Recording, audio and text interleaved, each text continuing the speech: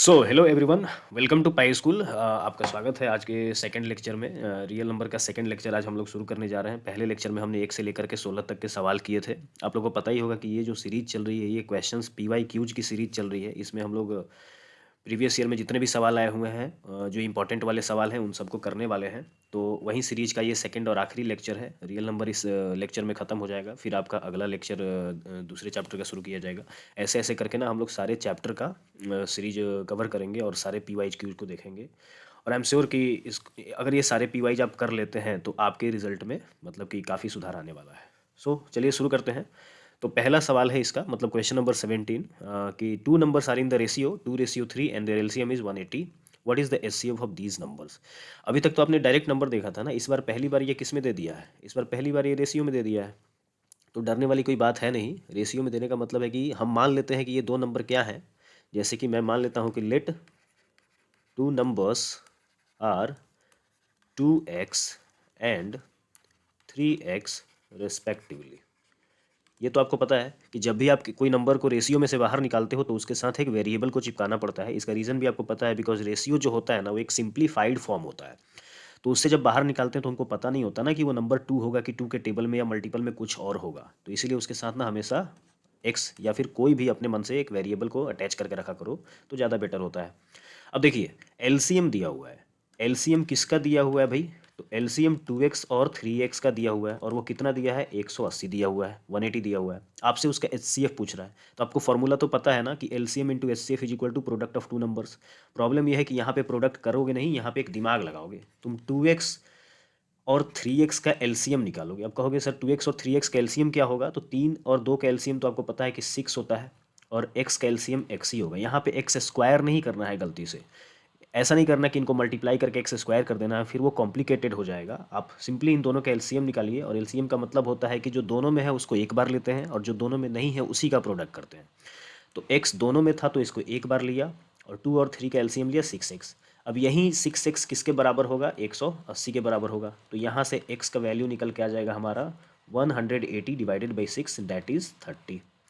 यानी x का value 30 निकल के आया, तो हम वो नंबर्स तो निकाल सकते हैं ना। और वो नंबर कैसे निकालेंगे? 2x विल बिकम 2 इंटू 30, जो कि हो जाएगा आपका 60। तो एक नंबर आपका 60 है, और 3x will become 3 into 30, that will become 90, और दूसरा नंबर मेरा निकल के आता है 90। अब मुझे ज़रा बताओ, 60 और 90 मिल गया, और ये 180 भी मिल गया, तो हम तो एच निकाल सकते हैं ना भाई। H C F into L C M equal to 60 into 90, simple. H C F नहीं पता है, तो एच सी एफ के लिए क्या कर देंगे हम? 60 इंटू 90 बटे में एलसीएम कितना था? 180 था। इसको सॉल्व करो, 60 इंटू 90 बाई 180, और ये हो जाएगा 60 से 3 टाइम्स में, और 3 से ये 30 टाइम्स में। यानी जो एचसीएफ आपका आएगा वो आएगा 30, और ये इसका आंसर है। आई थिंक आप लोगों को समझ में आ गया होगा। एक बार बढ़िया से देख लीजिएगा इसको, ठीक है ना। दो नंबर दिए हुए हैं, दोनों नंबर का रेशियो दिया हुआ है, रेशियो से बाहर निकालना है। बाहर निकालते समय उसको वेरिएबल के साथ चिपका के रखना है। 2x और 3x आएगा, 2x और 3x आएगा तो उसका एलसीएम लेंगे। एलसीएम 180 ऑलरेडी दिया हुआ है, तो जो दिया है उसी से तो इक्वेशन बनाते हैं ना हम लोग। ये एक इक्वेशन बना है। ये क्या बना है? ये एक इक्वेशन बना है, और आपको पता है कि इक्वेशन बनाने का मतलब है कि जो दिया है ऑलरेडी उसी से इक्वेशन बना के उसके वेरिएबल को सॉल्व किया जाता है। ठीक है, तो आगे बढ़ते हैं नेक्स्ट क्वेश्चन की तरफ। Explain why 2 into 3 into 5 plus 5 and 5 into 7 into 11 plus 7 into 7 into 5 are composite numbers. ये आपको बताना है। देखो, पहला ये पार्ट देखते हैं, इसको कंपोजिट नंबर बताना है। तो सबसे पहले मुझे बताओ कि कंपोजिट नंबर होता क्या है? कंपोजिट नंबर जिसके दो से ज़्यादा फैक्टर हो, two or more than two factor, two or more than two factors, वैसी नंबर को कंपोजिट नंबर्स कहते हैं। तो ज़रा मुझे इस क्वेश्चन में देखिए और बताइए कि 2 इंटू 3 इंटू 5 प्लस 5 में अगर मैं एक टर्म आपका यहाँ ये बन रहा है और एक टर्म ये बन रहा है, दोनों में से मैं अगर 5 कॉमन ले लूँ तो मुझे मिलेगा 2 इंटू 3 प्लस 1। हाँ या ना, बोलिए। यहाँ इस वाले पूरे टर्म में आपको 5 दिख रहा है, और यहाँ पे भी 5 दिख रहा है, तो 5 और 5 दो जगह पे हैं, बीच में प्लस लगा हुआ है, तो दोनों में से कॉमन ले सकते हैं ना। कॉमन लेने के बाद ये बचेगा, तो 5 इंटू 2 इंटू 3 को क्या लिख सकते हैं? 2 इंटू 3 को लिख सकते हैं, यहाँ पे 2 इंटू 3 को लिख सकते हैं 6। 6 प्लस कितना? 1, और ये आपका क्या हो गया? 5 × 7, और आपको पता है कि 5 × 7 के अलावा भी इसको किससे गुना कर सकते हो, 1 से। तो ये कितने फैक्टर्स दिख रहे हैं, ये 3 फैक्टर दिख रहे हैं कि नहीं, इसीलिए ये नंबर क्या है, कंपोजिट नंबर है। ऐसे ही हम इसको भी प्रूव कर सकते हैं। ये जो दिख रहा है आपको 5 × 7 × 11 प्लस 7 × 5। अब यहाँ पे भी दो टर्म है, एक टर्म है आपका 5 × 7 × 11 और एक है 7 × 5। यहाँ से मुझे बताइए कि मैं कितना मैक्सिमम चीज़ों को कॉमन ले सकता हूँ। 5 × 7 यहाँ पे भी है, 5 × 7 यहाँ पे भी है, तो क्या 5 × 7 को मैं कॉमन ले सकता हूँ? तो यहाँ बचा 11 और यहाँ पे क्या बचेगा, +1। ये कॉमन लेने के बाद कौन सा नंबर बचा, 11 बचा, और यहाँ से कॉमन लेने के बाद कुछ भी नहीं बचा, तो यहाँ पे क्या कॉमन लेंगे, 1 लेंगे। इसको लिख सकते हैं 5 × 7 × 12। Again more than 3 factors, more than 2 factors, 2 factor से ज़्यादा है, हेंस ये भी एक कंपोजिट नंबर है। तो ये बात आपको समझ में आया। जब भी आपको इस टाइप का कोई भी क्वेश्चन दिखे तो आपको क्या करना है, उसमें देखना है कि क्या उसके 2 से ज़्यादा फैक्टर्स बन पा रहे हैं। अगर वो 2 से ज़्यादा फैक्टर्स उसमें बन पा रहे हैं देन वो नंबर कंपोजिट होगा, और अगर नहीं बन पा रहे हैं तो फिर वो प्राइम नंबर होगा। और प्राइम नंबर का आपको पता ही है कि उसमें एक मेंबर खुद 1 होता है और एक मेंबर वो नंबर होता है जिस नंबर का हम फैक्टर ढूंढ रहे होते हैं। तो यहाँ पे अगर मैं इसको 1 लगा दूँ तो देखो, तो ये चार फैक्टर दिख रहे हैं। इसमें भी अगर मैं इस 12 को तोड़ के छोटा कर लूँ तो और भी ज़्यादा फैक्टर्स बन जाएंगे। 12 को तोड़ के जैसे 4 × 3 कर लूँ, अगेन 4 को तोड़ के 2 × 2 × 3 कर लूँ, तो इतने सारे फैक्टर बन रहे हैं इसमें। तो इसलिए ये दोनों नंबर कंपोजिट नंबर्स हैं। अगला सवाल है, HCF of 65 and 117 is expressible in the form of 65n - 170, then find the value of n। ये भी थोड़ा सा अलग टाइप है, इसको भी देखते हैं कैसे सॉल्व करना है। तो 65 और 117 दिया हुआ है और आपको इसका HCF बोल रहा है कि इस तरीके के फॉर्म में है। करना कुछ नहीं है, छोटे वाले नंबर से बड़े वाले नंबर को क्या कर देना है, डिवाइड कर देना है। आपको HCF निकालने का डिवीजन वाला मेथड तो पता ही है, आप इसके भी मेथड जानते हो, आप प्राइम फैक्टराइजेशन भी जानते हो। दो तरीके से हम लोग HCF निकालते हैं ना। तो ये डिवीजन वाला मेथड है, इसमें क्या करना है, छोटे नंबर से बड़े नंबर को डिवाइड करो। क्योंकि ये 65 से 2 टाइम्स में नहीं कटेगा, तो इसको कितने टाइम्स में करेंगे, 1 टाइम्स में करेंगे। अब मुझे बताइए 65 से 1 टाइम्स में करने का मतलब है कि 65 × 1 = 65, यहाँ से 7 में से 5 को माइनस करोगे 2 बचेगा, और ये 11 में से 6 को माइनस करोगे 5 बचेगा, 52 बचेगा। अगेन अब ये 52 इस 65 से छोटा है ना, तो इस 52 से ये पहले वाले डिवाइज़र को उठा के डिवाइड करते हैं और इसको बना देते हैं डिविडेंड, और जो रिमाइंडर बनता है उसको हम बना देते हैं डिवाइज़र। तो 52 से 65 को जब करेंगे तो एक बार में इसको करेंगे और ये बन जाएगा आपका 52 × 1 = 52, 5 में से 2 गया तो यहाँ से 3 बचेगा, और ये 6 में से 5 गया तो 1 बचेगा। फिर यहाँ से उठाओ और इसको करो, इसको बना दो अब नया डिवाइज़र, और ये पुराना वाला जो है इसको बना दो यहाँ पे डिविडेंड। तो 13 से 52 4 टाइम्स में कट जाता है। कितने टाइम्स में कट जाता है, 4 टाइम्स में कट जाता है। यानी इन दोनों का जो HCF होगा डैट विल बिकम व्हाट, वो HCF बनेगा आपका 13। तो कहने का मतलब क्या है, मेरा कहने का मतलब ये है कि 13 इसका HCF है, लेकिन यहाँ पे लिख रहा है कि HCF को ऐसे लिखा जा रहा है। तो बेसिकली ये कहना ये चाहता है कि 65n - 117 = 13 के बराबर होगा। क्यों? क्योंकि ये ऑलरेडी HCF है इन दोनों नंबर्स का, और हमने इसका ओरिजिनल HCF निकाल दिया। तो HCF को HCF से क्या कर देना है, ये भी HCF है और ये भी HCF है, तो HCF को HCF से कर देना है बराबर। तो यहाँ से मैं लिख सकता हूँ ना 65n = 13 + 117। तो 65n = इन दोनों को जोड़ेंगे तो बनेगा कितना, 130। तो यहाँ से n = 130 डिवाइडेड बाई 65, और आपको पता है कि ये कितनी बार में कटता है, 2 बार में कटता है। तो आप सिर्फ n का वैल्यू पूछ रहा था ना, तो यहाँ पे आ गया n का वैल्यू, दैट इज़ 2। था कि नहीं सिंपल क्वेश्चन? लेकिन आप लोगों के दिमाग में एक बार में स्ट्राइक नहीं करता। तो आप लोग को ना क्या करना है, अलग अलग तरीके से सवालों को करने की कोशिश करनी है, उसको सोचना है। जब तक माइंड को ओपन नहीं करोगे, सोचने का मतलब कि नज़रिया नहीं बदलोगे, तब तक सवाल को नहीं कर पाओगे ठीक से। तो देखो डिफरेंट तरीके से सोचना पड़ता ही है, मैथ्स में ऐसे ही करना पड़ता है भाई। आते हैं अगले सवाल पे, find the HCF of this and this using prime factorisation. Prime factorisation से HCF निकालने तो आपको आता ही होगा, कर द पार्ट। प्राइम फैक्टराइजेशन से HCF निकालना हम लोग सीख चुके हैं, शुरू में ही सीख चुके थे जब हम लोग रियल नंबर चैप्टर पढ़ रहे थे। हमने क्या सीखा था प्राइम फैक्टराइजेशन से HCF निकालना, कि आपको 612 को ऐसे लिखना है, इसको प्राइम नंबर से डिवाइड करना है। आपको पता है 2 इज़ अ प्राइम नंबर, तो 2 से जब इसको डिवाइड करेंगे तो 3 टाइम्स में 0, और ये 6 टाइम्स में, अगेन 2 से डिवाइड करेंगे तो ये 15 153 टाइम्स में। अब देखो ये 2 से डिवाइड नहीं होगा, लेकिन ये 3 + 5 8 + 1 9 आ रहा है, तो इसको 3 से डिवाइड कर सकते हैं। 3 से करेंगे 5 टाइम्स में, 1 टाइम्स में। 51 भी 3 से डिवाइड हो जाता है, कितने टाइम्स में, 17 टाइम्स में। और एक दूसरा नंबर है डैट इज़ 1314। इसको भी हम लोग प्राइम फैक्टराइजेशन कर देते हैं। 2 से डिवाइड करेंगे 6 टाइम्स में, फिर 5 टाइम्स में, फिर 7 टाइम्स में। 2 से नहीं होगा, 3 से हो जाएगा। 3 से करेंगे 2 टाइम्स में, 1 टाइम्स में, 9 टाइम्स में, फिर से 3 से हो जाएगा। 3 से करेंगे 7 टाइम्स में, 3 टाइम्स में। अब ये 3 से नहीं होने वाला है, ये किसी भी नंबर से नहीं होने वाला है, क्योंकि 73 जो होता है वो एक प्राइम नंबर होता है। चलिए, अब इन दोनों नंबर को आपको लिखना कैसे है? आपको ऐसे लिखना है कि इसको लिखेंगे 612 is equal to 2 into 2 into 3 into 3 into 17। Same वैसे ही आपको 1314 को लिखना है 2 इंटू 3 इंटू 3 इंटू 73। अब HCF निकालने का जो तरीका होता है 612 और 1314 का, वो ये होता है कि इनमें से जो भी आपको कॉमन दिख रहा है उसको एक बार लिखते हैं। ये 2 दोबारा नहीं दिख रहा ना, ये 3 2 बार दिख रहा है, इंटू 3 लिखो। अगेन 3 आपको दिख रहा है यहाँ पे, इंटू क्या कर दीजिए 3 लिखिए।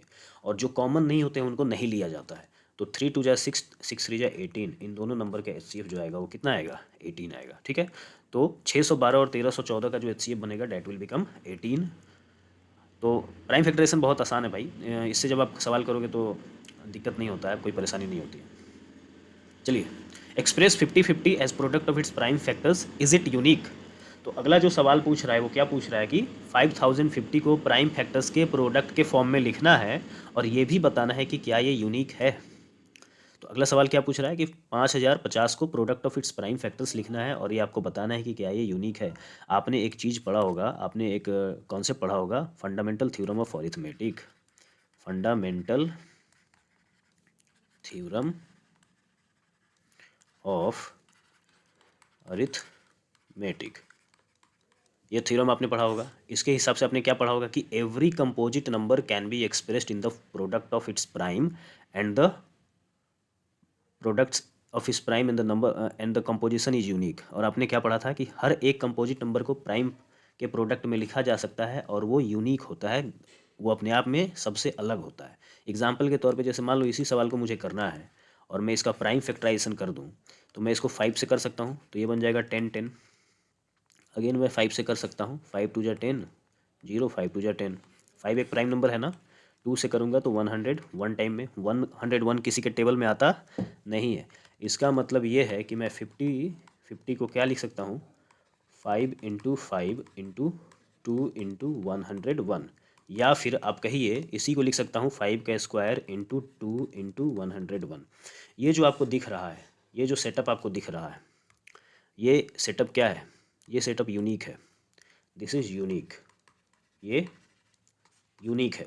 यानी यूनिक कहने का मतलब क्या है कि 5 2 बार और 2 1 बार और 101 1 बार, अगर इन सब को वन टाइम, इन सब को इतने ही नंबर बार यूज करके अगर आप किसी भी ऑर्डर में मल्टीप्लाई करो, इन एनी ऑर्डर, किसी भी ऑर्डर में मल्टीप्लाई करो, तो जब आप किसी भी ऑर्डर में मल्टीप्लाई करोगे तो रिजल्ट में आपको यही नंबर मिलने वाला है, 5050 मिलने वाला है।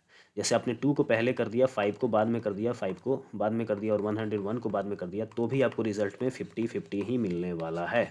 Result will not change. ये बात आपको समझ में आ रही है? तो इसी को कहते हैं fundamental theorem of arithmetic. Fundamental theorem of arithmetic यानी कोई भी कंपोजिट नंबर उसको प्राइम फैक्टर्स के प्रोडक्ट में लिख सकते हैं और वो फैक्टर्स यूनिक होते हैं। वो फैक्टर्स क्या होते हैं? यानी 5 को 2 बार यूज करके, 2 को 1 बार यूज करके और 101 को 1 बार यूज करके सिर्फ 50-50 ही लाया जा सकता है, दूसरा कोई नंबर नहीं लाया जा सकता है। ठीक है, चलिए आगे बढ़ते हैं। The ratio of LCM and HCF of least composite and the least prime number is, ये मैंने सवाल पहले भी करा रखा था, आई थिंक ये रिपीट हो चुका है। एक बार आप लोग पीछे वाले पुराने वाले वीडियो में देख लीजिएगा अगर आपको समझ में नहीं आएगा, नहीं तो फिर कमेंट में मुझे बता दीजिएगा, मैं इसका सॉल्यूशन आपको प्रोवाइड कर दूंगा। तो this is homework for you guys, ये आपको करना है। Find HCF and LCM of this and verify the HCF into LCM is equal to product of the two given numbers. बहुत आसान है, एचसीएफ और एलसीएम निकालना है। तो कौन से मेथड से निकालते हैं? आई थिंक मुझे लगता है कि सबसे पहले एचसीएफ निकाल देते हैं और मुझे इसके लिए मुझे डिवीजन मेथड ज़्यादा आसान लगता है। तो 96 से ये 4 टाइम्स में कट जाएगा, 6 4 जा 24 कैरी 2, 9 4 जा 36 और 2 38। तो 4 में से 4 गया 0, 10 में से 8 गया 2, 20 बचा, इसको बना देंगे डिवाइज़र और ये 96 बन जाएगा डिविडेंड। यहाँ से फिर से काटते हैं, 20 से काटेंगे ये तो 4 बार में 80, यहाँ आएगा 16, फिर इसको 20 को बना देंगे डिविडेंड, 16 से 1 टाइम्स में, सॉरी 16, यहाँ से आएगा 4 और 4 से 16 कटेगा 4 टाइम्स में, तो आपका एचसीएफ जो बनेगा वो बनेगा 4। HCF क्या बन जाएगा, ये आ जाएगा 4। तो 404 और 96 का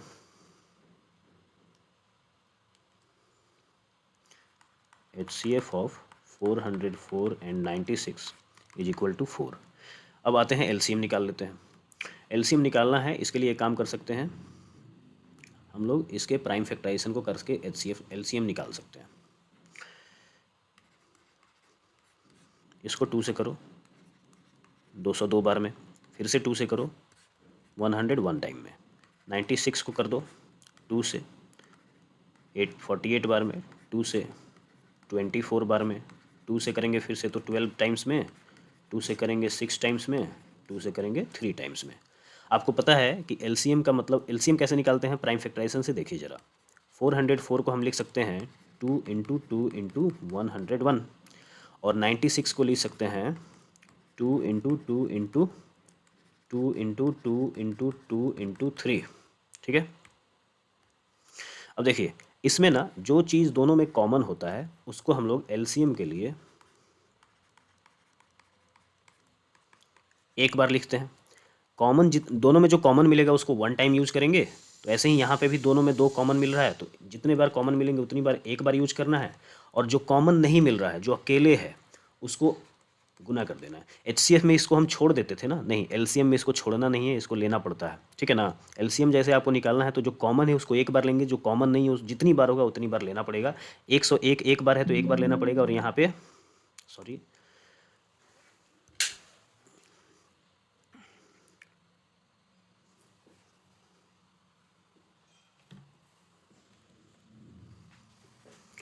101 1 टाइम्स है ना, तो इसको 1 टाइम लेना पड़ेगा, और यहाँ पे 3 बार है तो 3 बार 2 को गुना करना पड़ेगा, और यहाँ पे 3 अकेला है तो इसको भी एक बार गुना करना पड़ेगा। तो ये नंबर मल्टीप्लाई करने पे आई थिंक काफ़ी बड़ा नंबर आ जाएगा। 2 दूनी 4, 4 दूनी 8, 2 टू जा 4, 4 टू जा 8, 8 टू जा 16, 16 टू जा 32। सिर्फ 2 को मल्टीप्लाई किया तो 32 है, उसको 3 से गुना कर दिया, फिर उसको 101 से गुना कर दिया। तो दिस विल बिकम 3 टू जा 6, 3 3 जा 9, और इसको गुना कर देंगे 101 से, तो ये बन जाएगा 101 और 96, 601 और 909 ऐड कर दो तो ये बन जाएगा 9691। ठीक है, तो LCM इतना आ गया, HCF इतना आ गया। इसको एक काम कर लेते हैं, मिटा लेते हैं, यहाँ पे स्पेस कम पड़ रहा है।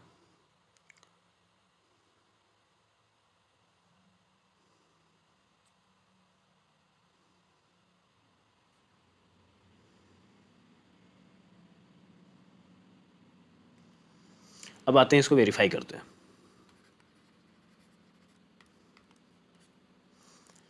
LCM into HCF equals to 404 into 96।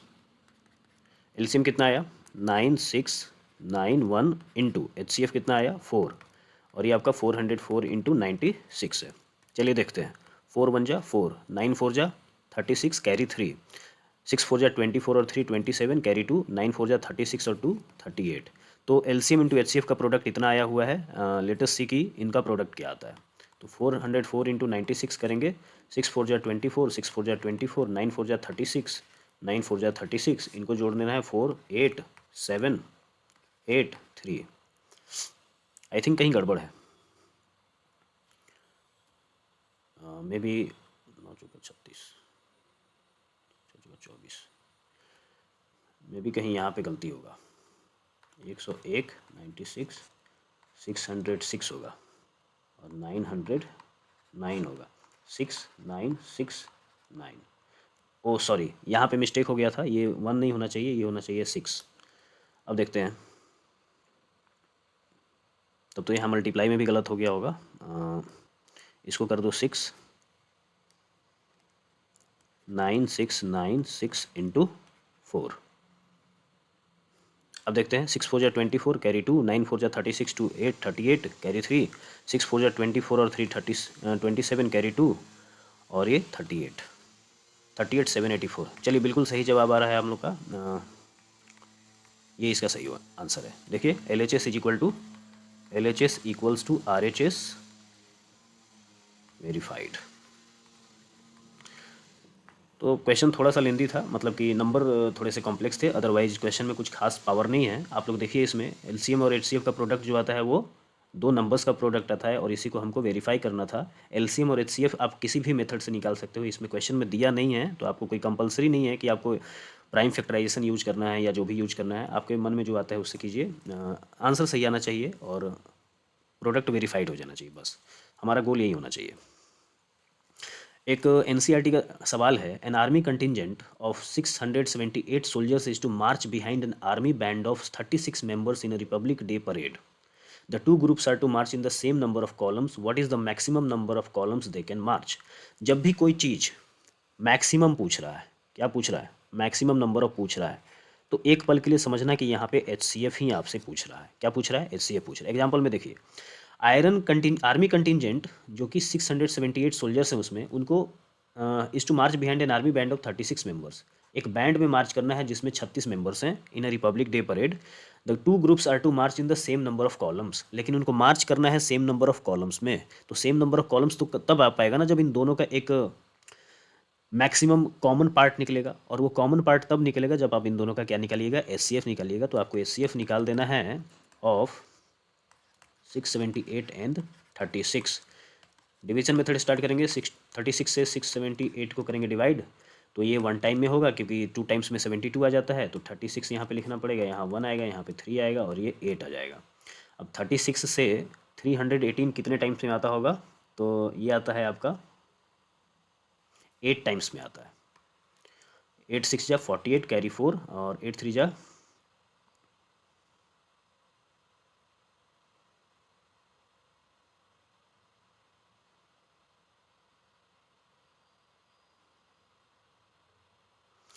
There is a mistake in the question here ना, आई थिंक लेट मी सी। 36 को किए 678 से एक बार में 36, एक मिनट रुक जाओ यार।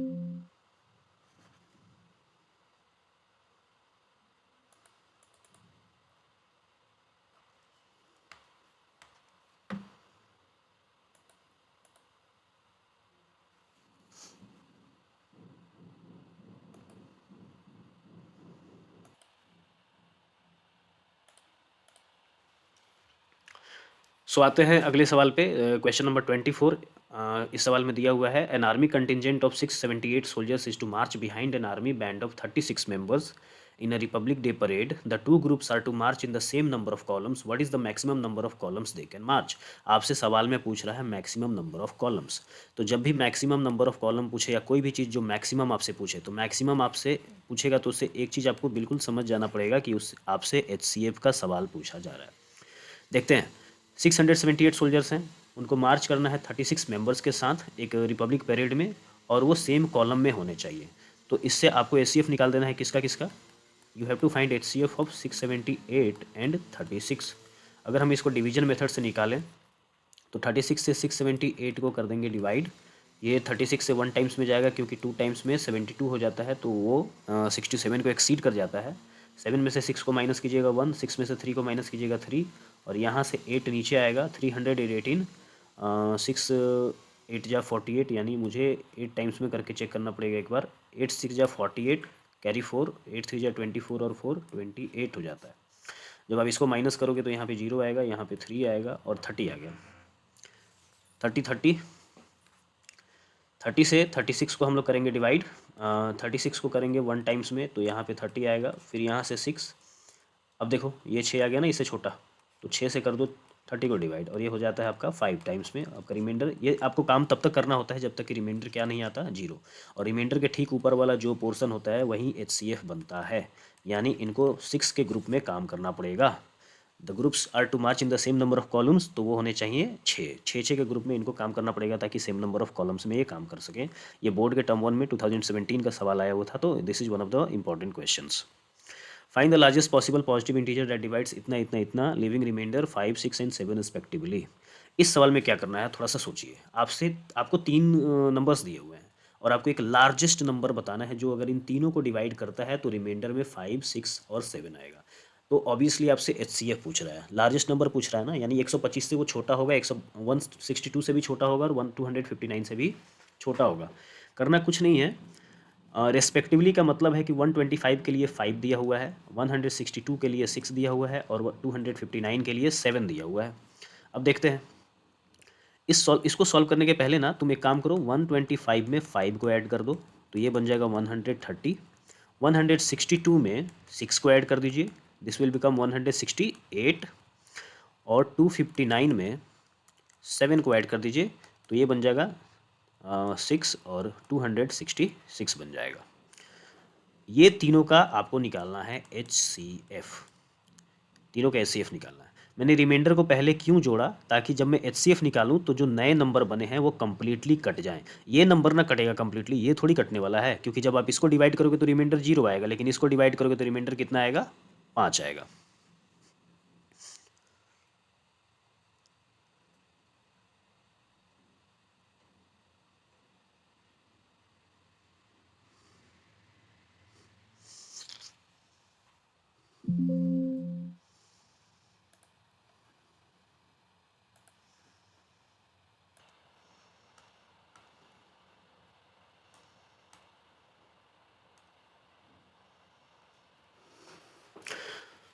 ठीक है, तो क्वेश्चन नंबर 25 क्या कह रहा है कि find the largest possible positive integer that divides 125, 162 and 259 living reminder 5, 6 and 7 respectively.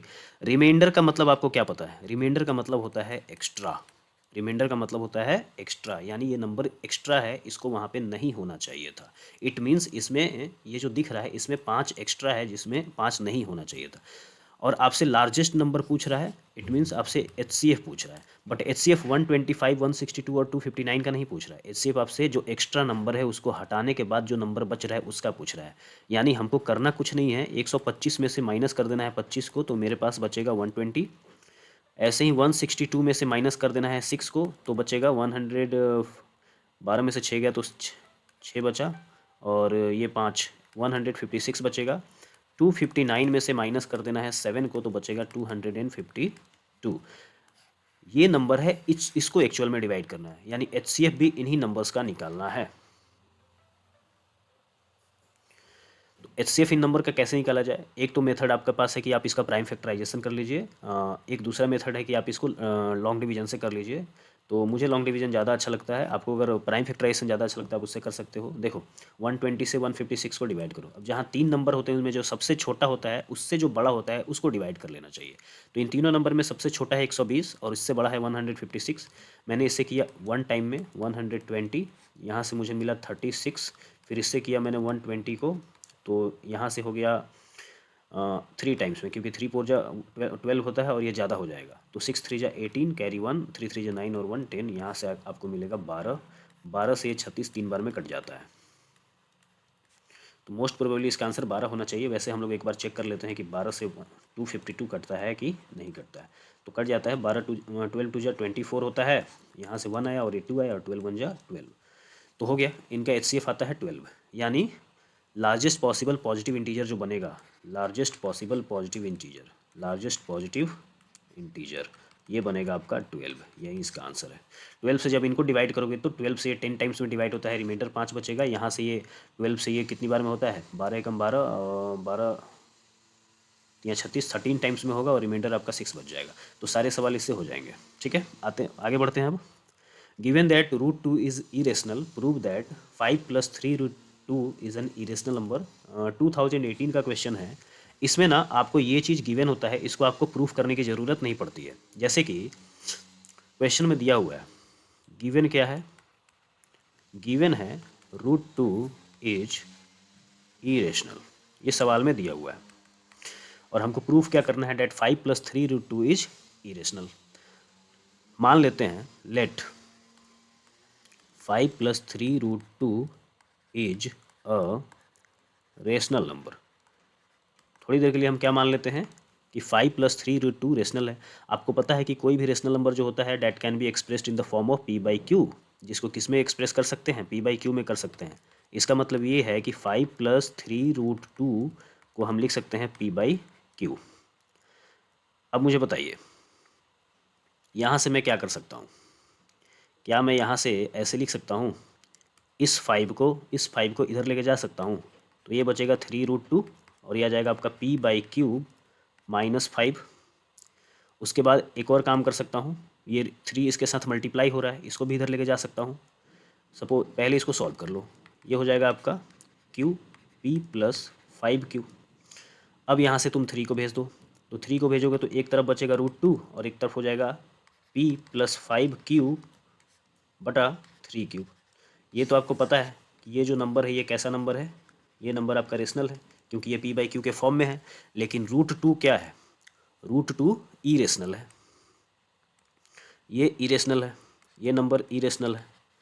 तो आपको दिख रहा होगा ना कि हमने इरेशनल को किसके बराबर किया है, हमने इरेशनल को रेशनल के बराबर किया है, विच इज़ नॉट ट्रू, जो कि पॉसिबल नहीं है। Irrational number can not be equal to rational number. This contradicts the fact, this, तो यहाँ पे लिख सकते हो this contradicts the fact that P plus 5Q by 3Q is rational. ये रेशनल है, ये कॉन्ट्राडिक्ट कर रहा है इस फैक्ट को कि ये रेशनल है कि नहीं। वैसे तो ये रेशनल ही है, लेकिन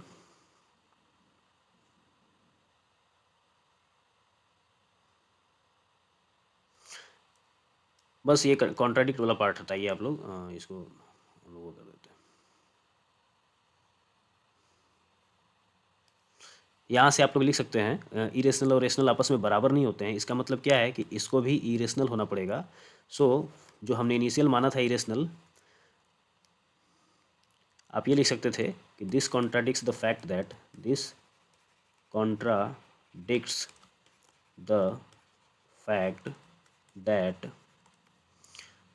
5 प्लस 3√2 इज रेशनल। इसका मतलब क्या है, हेंस 5 प्लस 3√2 ये जो नंबर है ये इज एन इरेशनल नंबर। कैसा नंबर है, इरेशनल नंबर है, इरेशनल नंबर है, प्रूव्ड। ठीक है, तो आप इसको ऐसे कर सकते हैं, ये ज़्यादा मुश्किल नहीं होता है। √2 जैसे आप रिप्रेजेंट करते हो उसमें आपको P/Q करना पड़ता है, फिर दोनों तरफ स्क्वायर करना पड़ता है। इसमें ये सब करने की जरूरत नहीं है, इसमें आपको एक तरफ रेशनल और एक तरफ इरेशनल कर देना होता है। और जैसे ही आप एक तरफ रेशनल और एक तरफ इरेशनल कर दोगे और बीच में इक्वालिटी का साइन लगा दोगे, वहीं पर मामला गड़बड़ हो जाता है और वहाँ पर आपका कॉन्ट्राडिक्शन खराब हो जाता है। इसीलिए इसमें कोई दिक्कत नहीं होती है, कोई परेशानी नहीं होती है। This type of question is very easy compare to सिर्फ इसको प्रूव करने वाले से। ठीक है, next question, how many irrational numbers lie between √2 and √3। ये एक कॉन्सेप्चुअल सवाल है, आपको पता होना चाहिए। There are infinite irrational numbers between any two irrational numbers. ठीक है, इरेशनल नंबर्स, ये कॉन्सेप्चुअल क्वेश्चन था। दो इरेशनल नंबर के बीच में इनफाइनाइट इरेशनल नंबर होता है। तो पहले सवाल का जवाब है कि वो इनफाइनाइट इरेशनल नंबर होगा। अब इसके बीच में दो इरेशनल नंबर कैसे निकाला जाए, सेकंड पार्ट, इसके बीच में दो इरेशनल नंबर कैसे निकाला जाए। √2 का मोटा मोटी वैल्यू आपको पता है, ये होता है 1.4, और √3 का जो मोटा मोटा वैल्यू है डैट इज़ 1.7। बट ये तो आपका प्रॉपर डेसिमल है ना, फ्रैक्शन। √2 का जो आपको वैल्यू लेना है that should be non terminating non recurring. ठीक है, तो एक काम करते हैं, इसको हम लोग बना लेते हैं कुछ ऐसा 1.4 ऐसे कर लेते हैं, 1.45455 ऐसे कर लेते हैं, और इसको बना लेते हैं 1.75755 ऐसे कर लेते हैं। अब ये हो गया इरेशनल नंबर। इनके बीच के कोई दो एग्जांपल्स बताने हैं ना, right any two of them. तो इसके बीच के कोई दो एग्जांपल्स का मतलब हो गया कि आप ले सकते हो 1.505005000, अपने मन से कितने भी बना सकते हो। दूसरा हो सकता है 1.5151115111 इस तरीके से, क्योंकि देखो ये 1.5 1.4 और 1.7 के बीच में लाई कर रहा है, तो ये दो एग्जांपल्स इसके सही होंगे। ठीक है, आगे बढ़ते हैं। Prove that √3 is an irrational number. आपको प्रूव करना है कि √3 क्या है, एक इरेशनल नंबर है।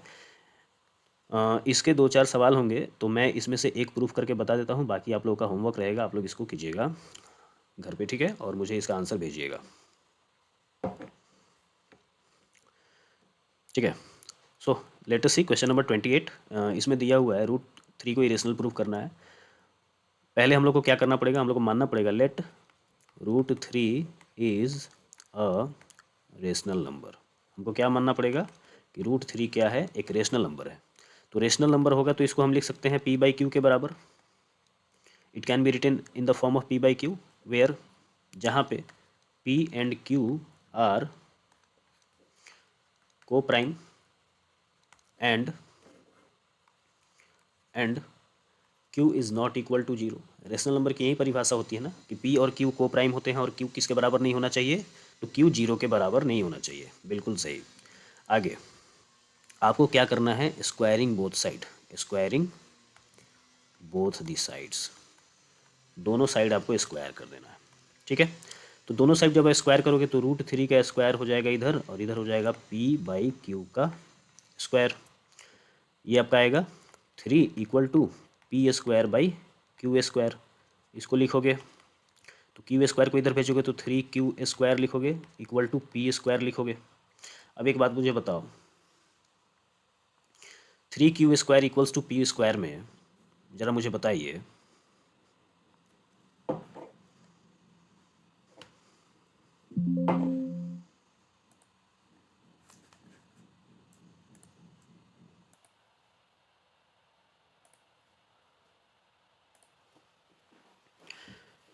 तो यहाँ पे आया 3q² इक्वल्स टू p²। अब आपको दिख रहा होगा, आपको क्या दिख रहा है, डेट p² इज मल्टीपल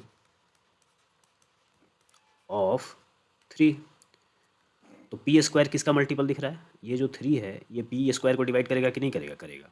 किसी टाइम्स में करेगा, सपोज q² टाइम्स में करेगा, तो p² is multiple of 3, hence hence p is also multiple of 3, p is also multiple of 3, p भी 3 का मल्टीपल होगा। तो यहाँ से हम एक चीज़ लिख सकते हैं, that p is equal to 3m, p 3 का मल्टीपल होगा m टाइम्स में। अब इन दोनों का स्क्वायर करो, squaring both sides, squaring both sides, squaring both sides, p का स्क्वायर बन जाएगा इधर, और ये हो जाएगा 3m का स्क्वायर, जो कि बन जाएगा 9m²। इसको इक्वेशन फर्स्ट मान लेते हैं, इसको इक्वेशन फर्स्ट मान लेते हैं, इसको इक्वेशन सेकंड मान लेते हैं। अब आपको दिख रहा है p² का जो वैल्यू है डेट इज़ 9m²। तो क्या हम यहाँ के p² के वैल्यू को इससे रिप्लेस कर सकते हैं, तो हाँ बिल्कुल कर सकते हैं। देखते हैं आगे कैसे कर सकते हैं।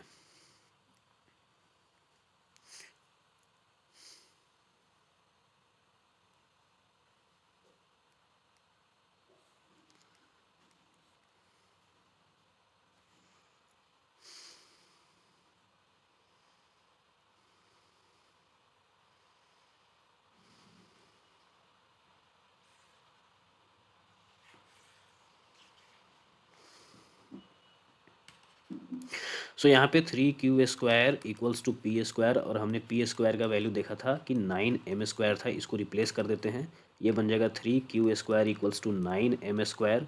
तो यहाँ से बन जाएगा 3 से ये 9 कट जाएगा 3 बार में, that is q² is equal to 3m²।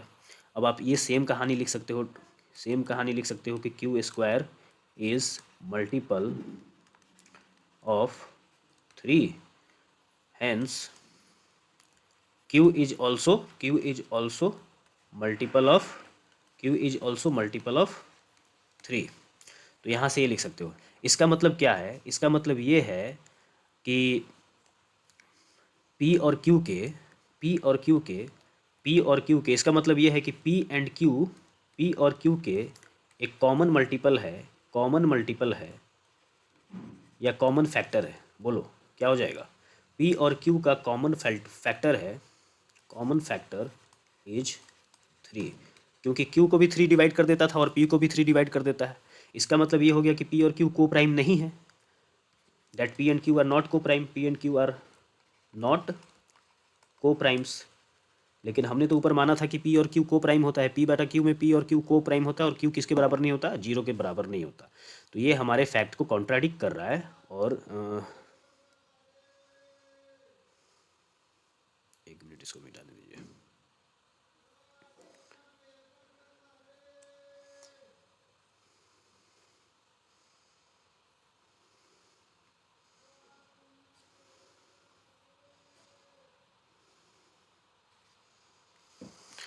So this contradicts the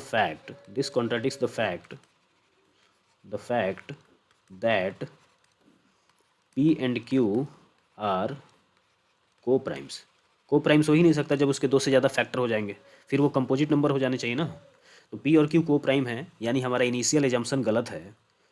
so our initial assumption was wrong. हमारा इनिशियल एजम्पशन गलत है, हमारा इनिशियल एजम्पशन गलत था कि √3 जो है वो एक रेशनल नंबर है, वॉज P/Q, ये पार्ट हमारा गलत था। Hence √3 is an irrational number root.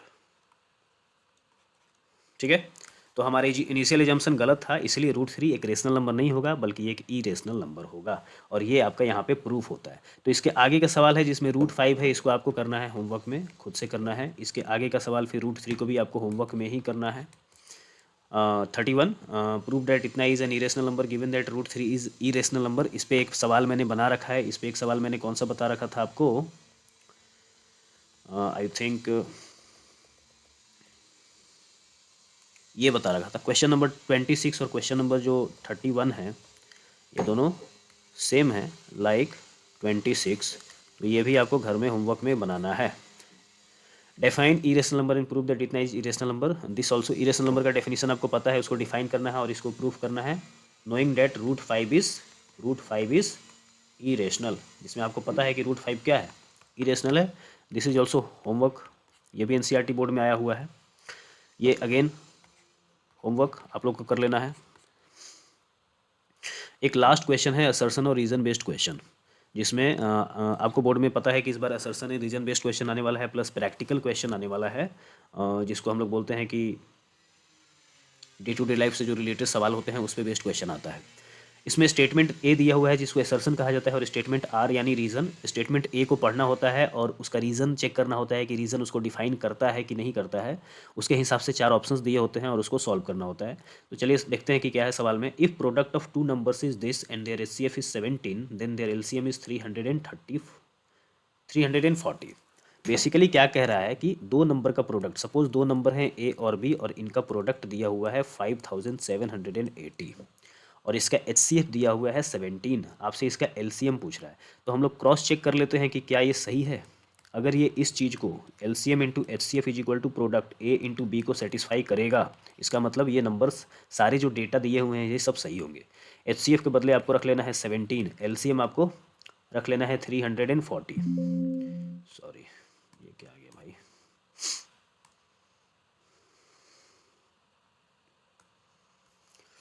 LCM आपको रखना है 340 और उसको चेक करना है प्रोडक्ट के बराबर, इसको चेक करना है प्रोडक्ट के बराबर है कि नहीं है, यानी 5780 के बराबर है कि नहीं। इन दोनों का प्रोडक्ट अगर 5780 के बराबर होगा, इसका मतलब कि ये सारे डेटा अपनी जगह पर सही हैं। तो देख लो, 34 को 17 से मल्टीप्लाई करो, 7 4 जा 28, कैरी 2, 7 3 जा 21 और 2 23, और ये 34, इसको ऐड करेंगे तो 578 आता है, यानी 5780। ये LHS RHS बराबर है, इसका मतलब हर एक नंबर अपने अपने ठीक जगह पे दिया है। तो एसर्शन तो भाई सही है, एसर्शन आपका ट्रू है। अब एक बार देख लेते हैं रीज़न क्या कहता है।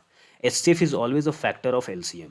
HCF जो होता है वो हमेशा LCM का फैक्टर होता है, तो रीज़न भी ट्रू है, रीज़न भी ट्रू है। देखो यहाँ पे 17 इसका क्या था, HCF था, और 340 क्या था, LCM था। 340 का 17 जो था वो फैक्टर था कि नहीं था। कैसे, 17 से जब 340 को डिवाइड करोगे तो ये 20 टाइम्स में कट जाता है और रिमाइंडर में क्या आता है, 0। तो ये दोनों ही स्टेटमेंट और रीज़न सही हैं। अब ऑप्शन के हिसाब से लिखा हुआ है both assertion and reason are true. दो ऑप्शन होंगे जो इसमें सही आ रहे होंगे। पहले तो जो फॉल्स वाले हैं, true but reason is false, ये ऑप्शन तो होगा ही नहीं, इसको एलिमिनेट कर दो। फिर assertion is false but reason is true, ये भी गलत है, तो इसको भी एलिमिनेट कर दो। अब दो सही वाले होंगे, both assertion and reason are true, both assertion and reason are true. लेकिन देखना यह है कि इन दोनों में कौन सा ऑप्शन सही है।